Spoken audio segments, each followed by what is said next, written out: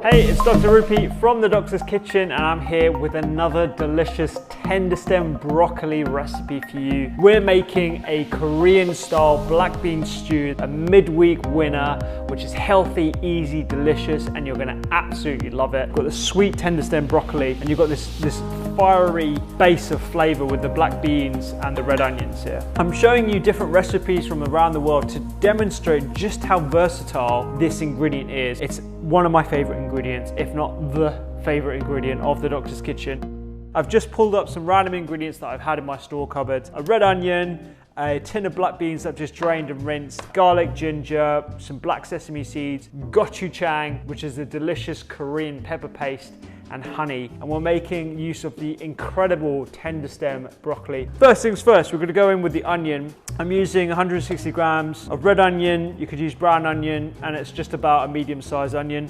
And we're gonna slice this into half moons. I'm going to be using a sesame oil, but if you wanted to use a cold pressed sunflower oil or even olive oil that is neutral in flavour, you can easily use that as well. I just think there's a bit more of an authentic taste. About 2 tablespoons of the oil goes in. The longer you cook these, the better. So if you had time, around 10-15 minutes, so they really get unctuous and coloured and caramelised, you bring all those natural sugars out. With the garlic, we're just going to press it with the flat of the knife, take the skin off to save washing up and stuff. I'm just going to grate this straight into the pan. The actual garlic disintegrates into the dish quite easily, and the flavour just permeates the whole dish as well. We've got about 20-25 grams of ginger here, a good amount because you really want some punch with this. I mean, this is a midweek meal that has a lot of attitude.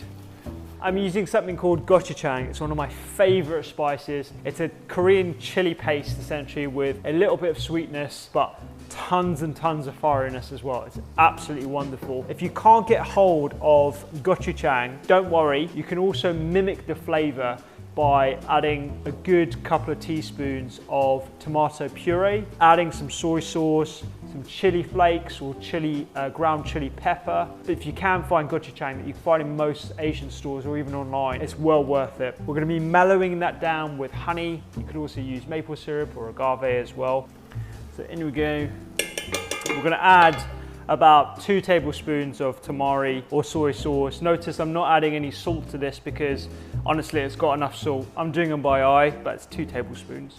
Splash of water.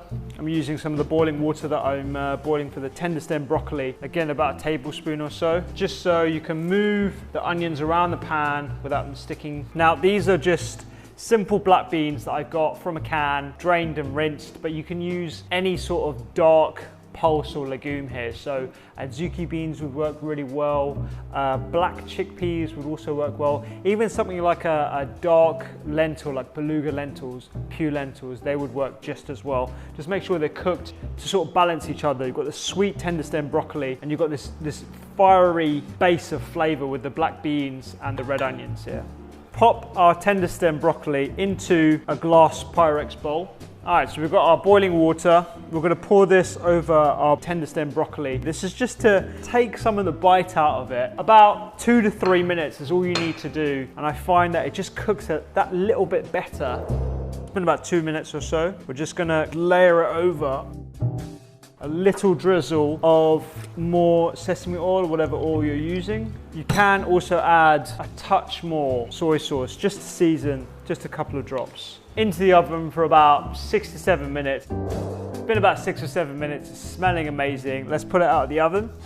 And that smell absolutely hits you, bubbling away. Oh, finish off the dish by just sprinkling with 2 teaspoons of sesame seeds, just to add that little bit of crunch as well. But this is just a great, great dish that again demonstrates the versatility of Tenderstem broccoli. It's amazing. Make sure you try it.